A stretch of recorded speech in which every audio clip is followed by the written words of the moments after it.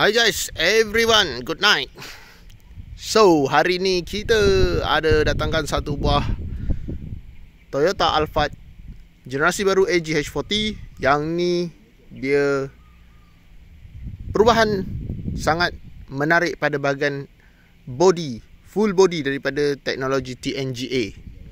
So, hari ni kita cerita serba sedikit tentang dia saja, sebab ramai orang dah tahu, dah ramai orang review. Tapi yang agak menakjubkan, untuk model variant baru ni didatangkan hanyalah satu spek untuk Alphard, yakni Z spek saja. Tak ada pilihan macam yang lama.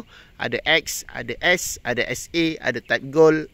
Betul lah, Type Gold. And then ada SC dan juga G spek bagai.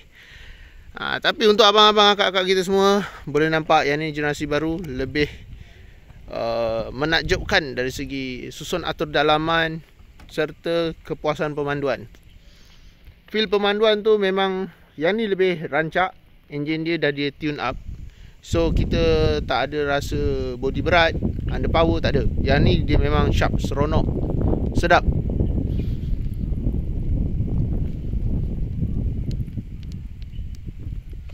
Okay, selain dari tu, untuk yang mencari kereta macam ni, memang kita akan recommend kereta-kereta kita yang grade 4 dan 5 saja. Ada grade 6 tapi memang boleh tahan harga dia.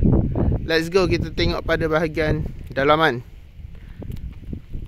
Untuk pembuka pintu dia pun dah nampak macam sebuah sedan car. Untuk generasi baru ni dia ada sedikit design mirip kepada Toyota Camry punya kemewahan.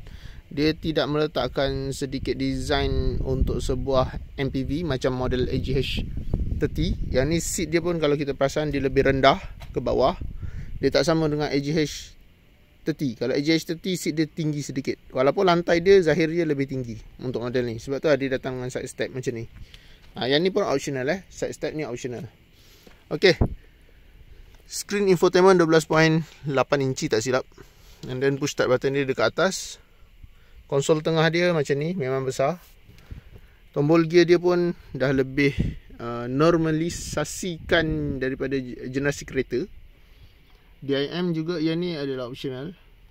Blind spot ada, dan juga untuk bahagian eksterior belakang boleh nampak seat dia agak sedikit bagak sikit. Dia besar sikit lah seat dia, tebal sikit. Dan paling utama, ruang belakang ni kita tak ada lagi sunroof boleh keluar kepala. Model ni semua dia pakai moonroof lah. Cahaya boleh masuk sampai dalam sebab dia moonroof. Tapi dia dah tak ada safety feature-features untuk keluarkan kepala tu dah tak ada.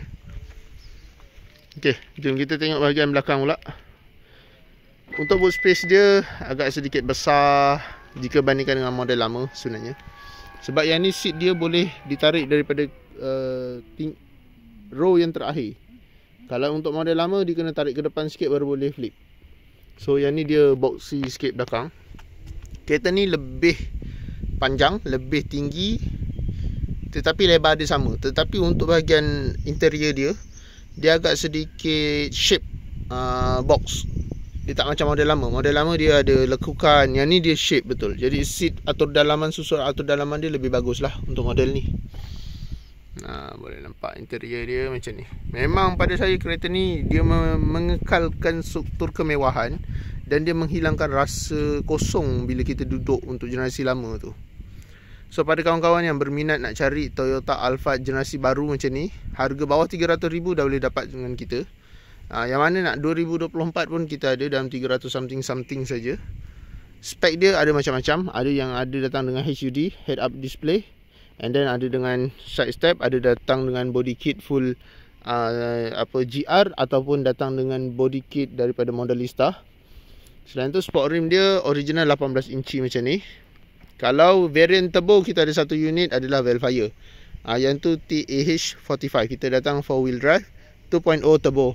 2.4 turbo. Tu pun kita ada satu unit.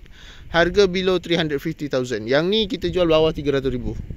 So berminat boleh WhatsApp saya di 0177145604. Ingat Recon, ingat Nabil. Cari Recon, cari Nabil. Pastikan grade original, mileage original, dan paling utama adalah bayar duty penuh.